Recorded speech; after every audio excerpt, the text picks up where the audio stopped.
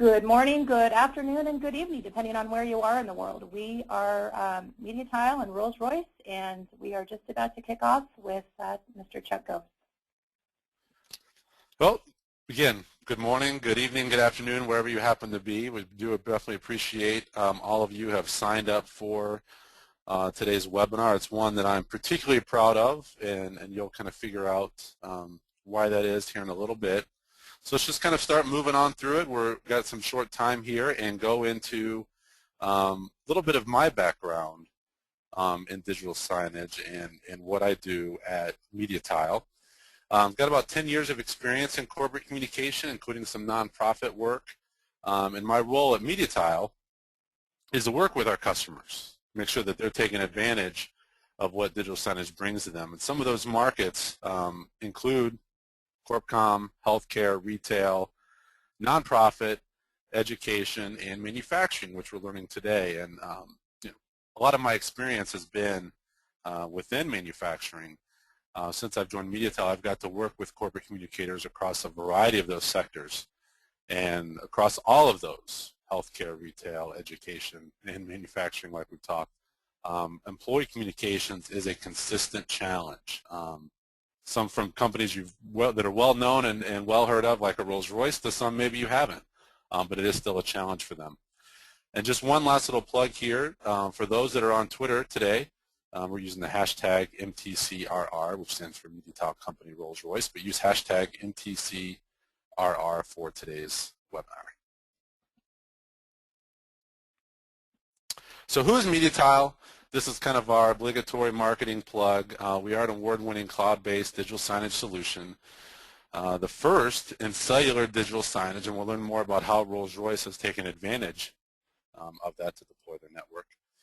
Powered by a cloud-based system, which we'll talk about in a little bit as well. And we partner with the 3G, 4G leaders out there. We work with all of the major carriers when they're interested in, and companies are interested in deploying cellular digital signage.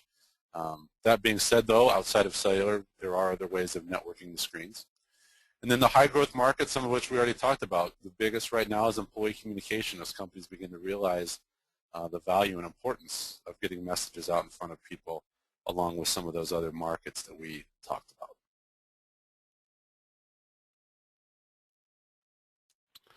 So I know we've got a lot of manufacturers on the call today, which is great, and I know we've got a lot of non-manufacturers on the call, which is equally great. Like I said, a lot of my background has been in manufacturing, and I've always kind of carried a little bit of a chip on my shoulder, because when people think of manufacturers, they think they might have an image of this, some old dilapidated factory, a declining business, kind of jump to the next slide, or they might think of this next image that we see here, which is kind of dark, dingy, polluted. Like I said, I carry that chip on my shoulder because that's not the case at all. People that work in manufacturing are highly skilled, highly educated. This is a piece of Rolls-Royce machinery that we'll talk about here in a little bit. But they're great people in manufacturing. Again, highly skilled, highly trained, motivated, dedicated employees. When you've got employees like that, that's the reason you need to have a good, strong, balanced employee communication effort to them. And that's what Rolls-Royce has, which is why we are featuring them today. So I thought this is a really interesting stat. Maybe it's only interesting to me, but there are 11.8 million people in the U.S. employed in manufacturing. Now, I know we have some international companies on the call, but just alone in the U.S., there's nearly 12 million people employed in manufacturing. And again, a lot of people view it as a declining business or a shrinking business, and that very well may be the fact. It might just depend on who you talk to. But what I thought was particularly interesting about this, and this stat did come from an official place, the Bureau of Labor Statistics, this number has gone up in 2011. More people are employed in, I think this number was as of April 2011 in manufacturing than were back in January of 2011. So I thought that was kind of interesting, but it does put some perspective on the number of people who are still in the manufacturing business in the U.S. alone. And you take that out across international borders, and that number is only going to escalate into the hundreds of millions, if not even billion, I don't know. So to kind of kick off our talk around employee communication, the challenge that communicators face today isn't information overload. People are hit with thousands and thousands and thousands of messages every day. Some might be sexier than others. Some might be more informative than others. But it's up to the individual to then filter those messages, and what their filter is will determine what kind of messages they receive. And this is where employee communicators and corporate communicators have their biggest challenge, is this competition for attention. We've got the traditional media, television, radio, newspapers, social media, people that are utilizing Facebook and Twitter and LinkedIn and watching video on YouTube and checking in on Foursquare. These are all now competition for those attention, and they might not be competitors at your workspace. You might not view them that way. You might think, well, I'm sending out these emails and I'm putting together a newsletter. Well, people are bringing that media into work with them, so you still have to get their attention. That form of media is your competition to get the employee's attention and get their engagement. And then, as we all know, at all workplaces work, I don't think anybody's immune to this, but email overload, voicemail overload, you combine that with text messages, and it's just that proliferation of technology that has really raised the game when it comes to this competition. And especially around employee communications, it's never more important the topic of corporate literacy. You know, we need our employees, and I even say we as an employee of MediaTile, we need employees to understand what a company's motivation is, what the goals are, what the company is doing. And digital signage, as well as other vehicles, newsletters, intranets, we'll hear some of the examples Rolls-Royce uses, are all great ways of increasing that corporate literacy. So what is digital signage? Unfortunately, so doing this by the web, I can't do a raise of hands or a show of hands to say how many people use it, how many people don't, you know, who knows what it is. So we'll just start from square one here. By definition, a network of intelligent video displays placed in out-of-home. For those that are doing a little bit of digital signage research, you'll see the term out-of-home or digital out-of-home, D-O-O-H, that allows somebody to put their own messaging on it, essentially their own network, marketing network. Again, these networks could be employee-facing, like we're going to talk today, or they could be external-facing. Maybe it's in a retail store. Some of people's biggest exposure to digital signage is in the airport, and that showcases a type of dynamic communication that can take place. It is very dynamic, and that's one of digital signage's greatest strengths. The fact that that message can change when you need it to make it relevant to that person viewing the screen. And honestly, it can be much more cost-effective than other visual communication. I mean, so many people who have deployed these networks, and we'll talk about some of the advantages a little bit later, though, you know, they're not eliminating print entirely, but they're eliminating print in some areas because they're now going digital with a lot of their communications and marketing. And the suckers that we are, you know, we look at screens. It attracts audience attention, creates a different little atmosphere for those that are in that room. And the best part about it is that digital signage can inform and educate, which is the ultimate goal of anybody out there communicating to their employees or marketing to their customers.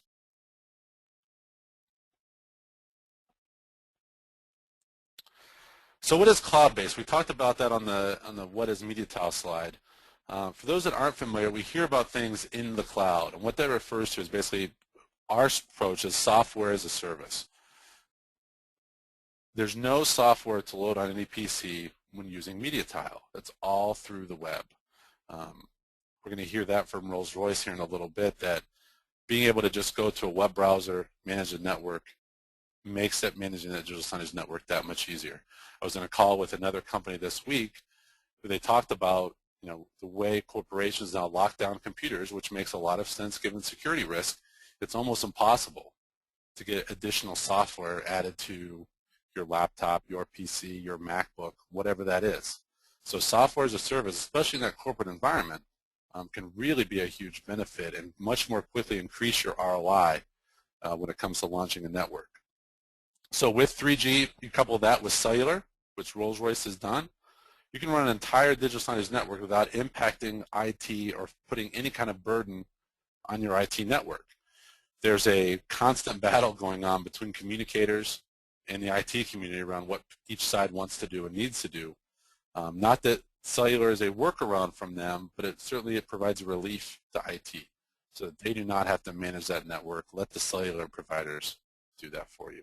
And then over that cellular network, that's how content is delivered. And as I've basically said through the last 2 bullets, reducing costs and complexities, that makes a digital signage network more effective, both in getting it installed and then the day-to-day management of it down the line.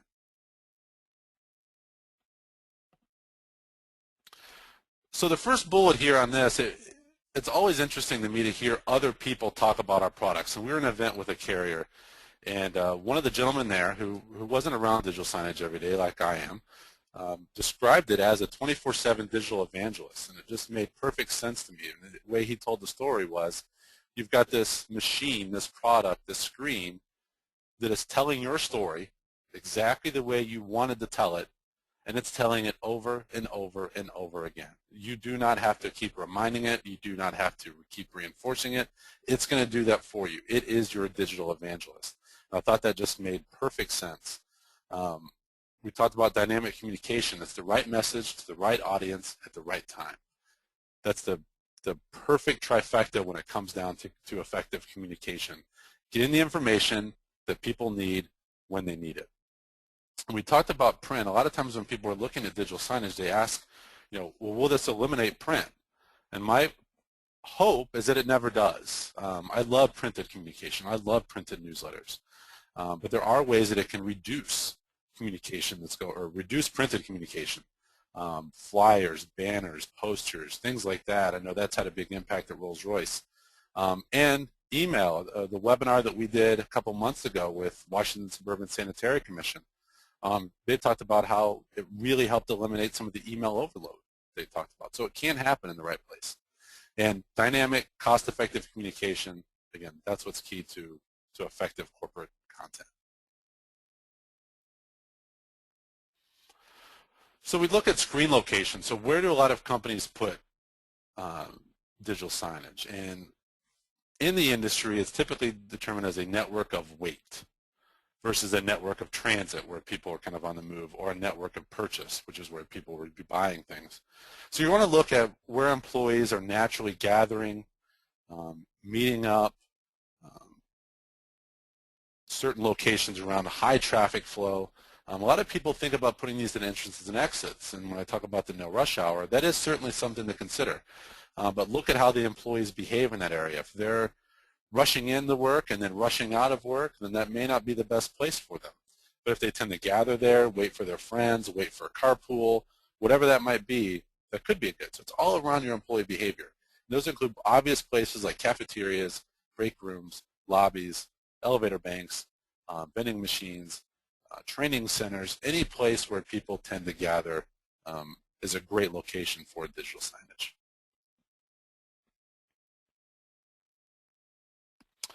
So now we'll start going into Rolls-Royce. And when I talked about that this was kind of a point of pride for me to have Rolls-Royce on the call today, I used to work for Rolls-Royce. And the common perception of Rolls-Royce is what you see on the left. It's the cars. That's what everybody, that's why I don't have numbers in my head. 99% of the people know of Rolls-Royce. The Rolls-Royce cars. When in fact, Rolls-Royce is actually on the right. That's what Rolls-Royce does. I'll let you know a little secret here. Rolls-Royce no longer builds Rolls-Royce cars. Rolls-Royce is in energy, in marine, in defense, in commercial, in aerospace. So take what you see on the left out of your head. Now start thinking about Rolls-Royce on the right. We'll get started in a little bit of the history of Rolls-Royce.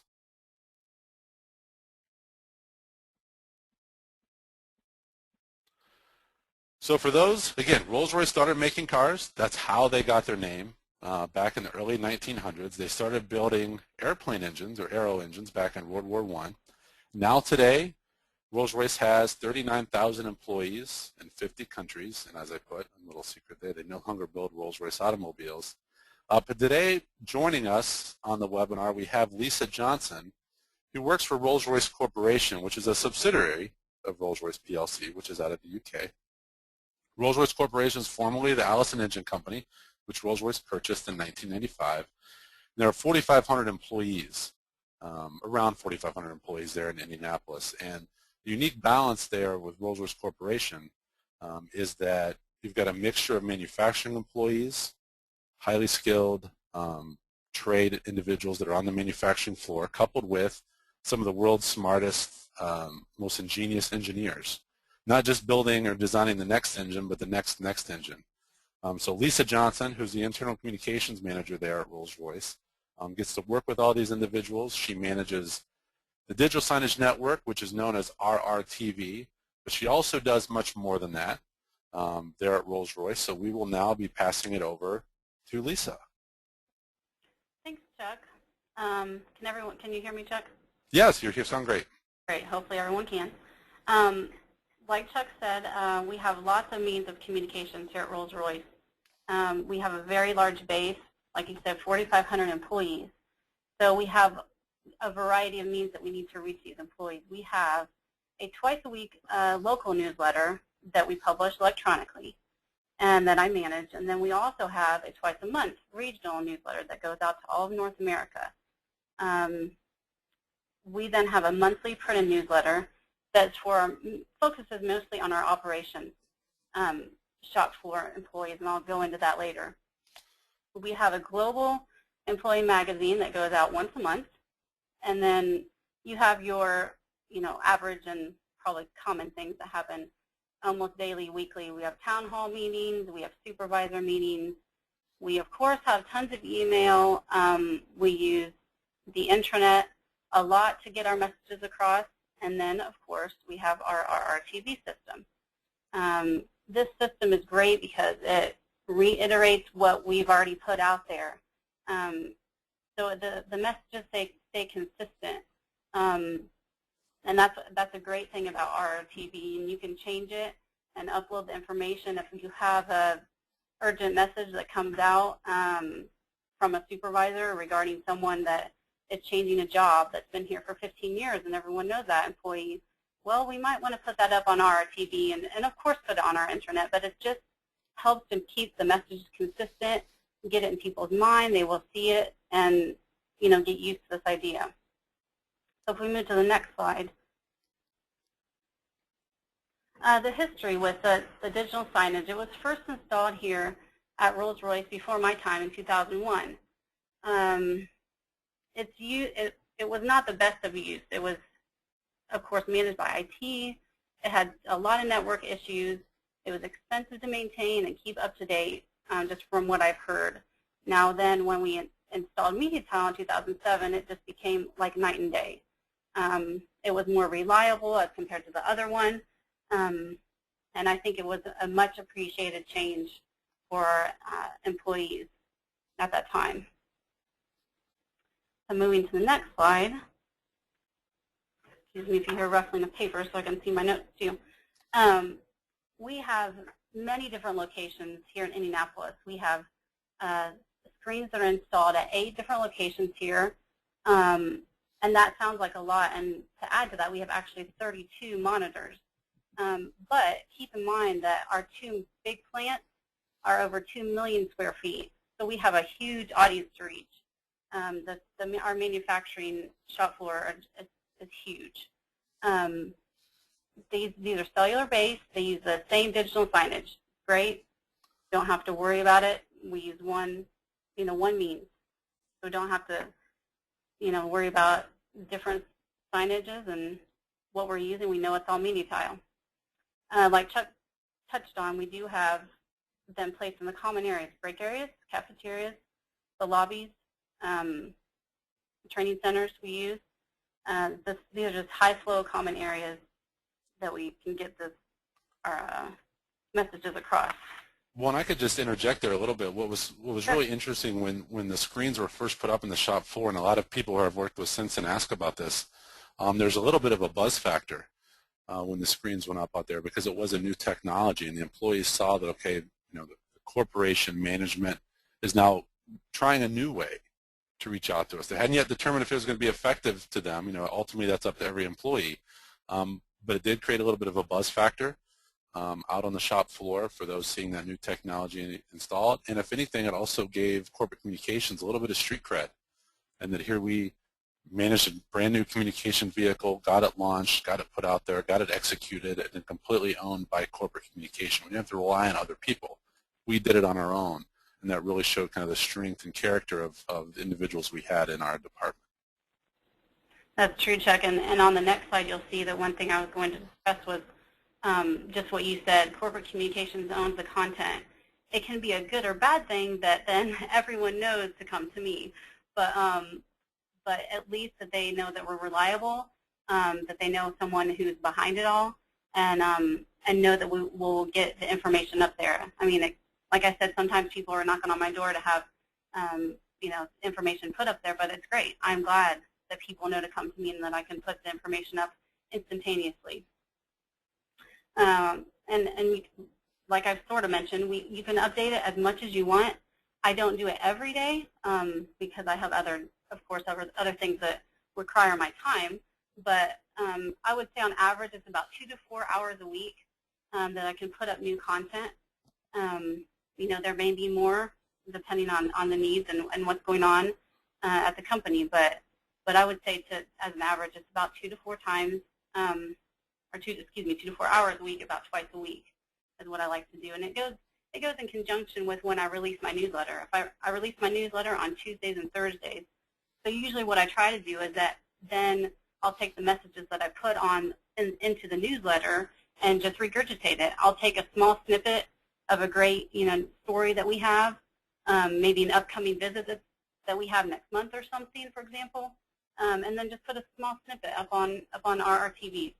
It's just another way to communicate it. So let's see in the next slide here. Like we said, we're in control of the message. Who better than to communicate than the communicators? We know what's going on because I do the newsletter. I'm pretty in touch with what's going on in our company. We can deliver these messages to our manufacturing employees too. Like I said, we have a huge shop floor, and it's about half of our employees are union workers. So it's important to reach them. They don't all have email like we do. They don't have computer access like we do. They might just have a kiosk that they can go to. But these TVs are in almost every break area on our shop floor. So even if they're walking by, they can see this. And it's usually what I do is I keep the content to about 20 seconds, as they rotate. So it's sweet and to the point, and they can walk by and catch the latest contract and move about their day. But it's an easy way to reach those workers. It also promotes our internal branding. As Chuck said, we've been known for so long, and we're still associated with the automobile industry. So of course it promotes our brand internally, but also externally. If we have potential employees that are sitting in our lobby that are getting interviewed, I can remember sitting in there 4 years ago, sitting in the lobby waiting for my my potential boss to come and get me, and it was great. I was looking at the televisions, and what better way to promote your brand and get information out there to not only internal but external. They could be even visitors or potential employees. And the obvious thing that's great about our televisions is the cost. You don't have to. You can still do printing, of course, but you just take what's already being printed, perhaps, and put it on a television. So this was a great event that happened actually right when I got to Rolls-Royce, and Chuck will remember. It was our V-22 Osprey visit. We were fortunate enough to have one of these aircraft land just across the street from us, and it was a great morale booster for our employees. It was a huge event. This has been in the making for I don't know, maybe 15 years, Chuck, 20 years? Oh, decades. Yeah, the V-22. So it was an awesome experience to be a part of that. But for those, not everyone might be able to take time off to go see this landing of this aircraft. So what happened was we shot a video of it. One of our departments did, We uploaded it to our intranet, but we took a snippet of it and put it up on our TVs. So again, if you're in the lobby or you're walking by and you catch this awesome aircraft coming in and you're like, what is that? And of course, I'm sure they heard about it, but maybe some people didn't. Maybe they weren't paying attention the week that we talked about it so much. But it was a great promotion tool. And then, of course, then they could go see the full video on our intranet, and it was just a great morale booster, great to bring everyone together, and what better way to use our TVs for videos? I mean, I use videos a lot, so it was really a nice way to promote it. Well, and I think what was so great about that event is so oftentimes companies have the challenge of tying what their employees do to the end product, and on the V-22, Rolls-Royce produces the engines, and our employees, so many employees that dedicated years and years and years of their professional life to get these engines on this aircraft, and these are the hardcore of hardcore engineers with tears in their eyes, watching this plane come in and land, hearing from the crew about the importance of the product, getting to tour the aircraft, talk to the crew. I mean, so many people had said that was the greatest day of their professional life. Rolls-Royce seeing that happen, and so the fact that the Corp Comm team was able to take that video of that event and keep that memory out in front of people, it just could not have been done without digital signage. It just wasn't. Exactly. They no other vehicle to do it. Yeah, they could, and what's needed, they could relive the moment. You know, we were able to capture this, and they could relive it. I think we kept the snippet up for probably 2 weeks, and it replayed off and on throughout the day, and it was just a great reminder of what they were able to be part of. Definitely. So I'd say I wanted to talk here about just some lessons learned, some tips that I might have for you. Chuck and I talked about when I started here and when he was sort of thrown into the media tile, or I don't want to say it like that, but when he was, taking it on and wanted to make it better, he was knee deep in it. There wasn't really a content plan at the time, so that's important to have, I think, from day one. And you also, but with that, you have to be flexible. Just know what you can do, know that it can change. But having a plan is good, of course, on hand. There's a great balance between what hopefully what I put up. I put up local content, corporate content, and then outside news. So I utilize the TVs to their full capabilities, I hope. I use a ticker from our Rolls-Royce.com. It's an RSS feed, so it's mostly our press releases, the latest and the greatest. Then, of course, I rotated, I'd say some corporate slides. I take, again, some press releases, some bigger news stories, high-level stories, cut it down to just a small paragraph. And then I'd say, on average, I have about maybe 10 slides, maybe a little bit more, maybe a little bit less, depending on what's going on. But I mix it up. You sort of choose. You can pick. You have a big audience to reach, like we do here at Rolls-Royce, and you can do things from, like I said, your latest press release of a great contract you just won, all the way down to the softball league that wants to be promoted for shop floor employees and Rolls-Royce employees. So it's just a great way to promote anything and everything that you can think of that your employees are going to be interested in. And so, as I said, leading to my third bullet, you need to know your employees. What do they really want to know? What are they looking at? What are they looking to get from you? Our union employees are not getting day-to-day information the way that I would be. For example, I sit at my desk all the time. I can get to the intranet whenever I want to, but they're not the same. So you have to consider that.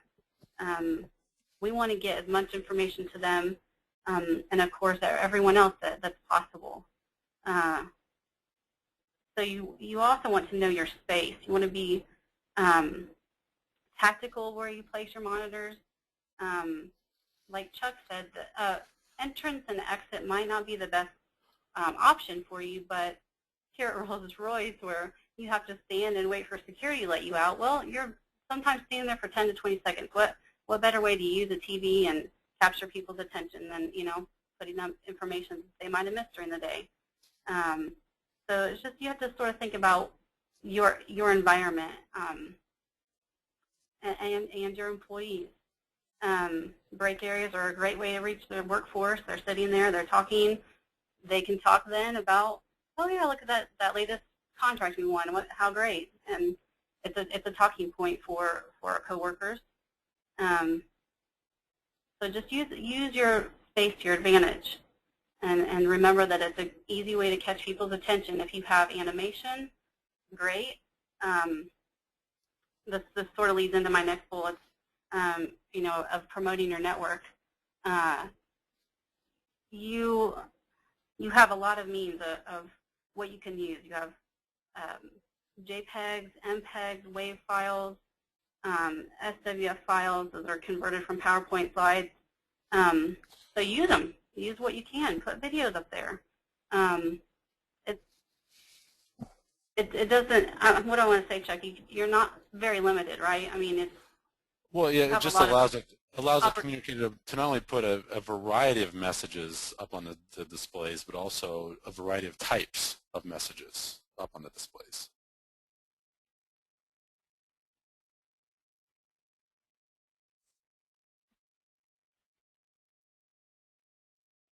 Oh, sorry, I was on mute for a second. Oh, that's all right. Well, so thank you. Well, do you want to finish up your last bullet? Yeah, I was going to say, you want to keep it simple, silly. I want to be PC there. So you really do want to remember that people don't typically stand in front of something and read something for more than 30 seconds. You don't think it sounds long, but when you do it, I did it myself, and I felt like it was an eternity when I stood there for 30 seconds. So I keep things very simple. I keep the slides to about 20 seconds. I have them rotate. And you want to, again, when I talked about the videos, you might have a 15-minute video that you just shot of someone who visited your CEO, like, for example, we had, that came to visit and his thoughts on your location and your company. But you don't want to put the whole thing up there. So just cut it down. Just know what that people aren't going to stand there for a long amount of time, and then use the TV then to promote your intranet or promote other newsletters or means of communication. There was something else I wanted to talk about, Chuck, about about your conscious of your monitor's capabilities. What's great is that the web portal, the Media Tile portal, has a lot of capabilities, and just be familiar with them and use them to your advantage. You can display content in one area. For example, you can put up a welcome screen. Again, when our CEO came and visited, we didn't have to print a big banner for his visiting. It would have been nice, but we didn't need to. We put it up on our monitors. When he walked in the lobby, there was a welcome screen for him. It was great. We don't need to print a big banner for that. Save cost. And also another way to save on cost and expand your life expectancy of your televisions is knowing you can shut them off at certain times. I have it built into the portal that they shut off a couple hours at night. Again, I don't want to shut them off for too long because we have shifts every single, we have a third shift set of employees that come in. So I don't want to turn them off for a long period of time, but I shut them down for an hour, between 2 and 3 in the morning, and again about 5 to 6 in the morning, to just extend their life of the television. And of course, it's being green conscious. I'm a green gal. I like to think of it like that. So what better way to save on money costs for your electricity and expand your television's life expectancy. So I think those are important things to know. Have I missed anything, Chuck? Do you think there's anything else I should touch? I think you got it. I think you did a great job. I certainly know on behalf of MediaTile, we do appreciate you taking the time. We know this isn't part of your daily life to help companies do webinars, but we do appreciate the time and effort you put into helping us do this, and hopefully, and I'm sure others on the call kind of learned what Rolls-Royce has done, whether or not they're currently running their own networks or not. So I do thank you very much, Lisa, for helping us out. No problem. Thank you.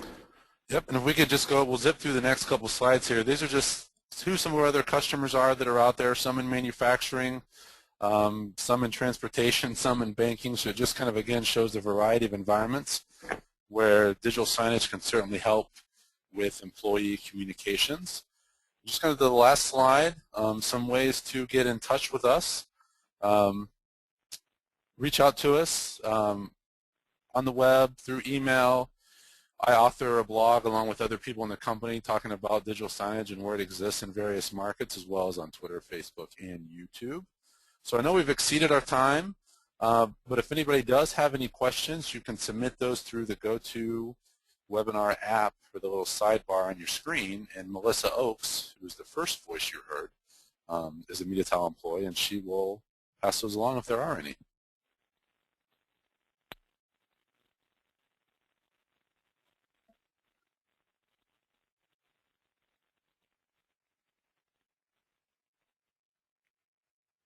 Are there any questions coming through, Melissa? Maybe we lost her. Yeah, maybe so. Well, I'll tell you what, any questions that have been asked, what we'll do, we'll take those questions. We will answer them in a blog post. So please visit us back at blog.mediatile.com. We'll get to those questions. We'll get them answered. And hope you all have a great day. And thank you very much for taking the time to attend our webinar today. Thank you. Thank you.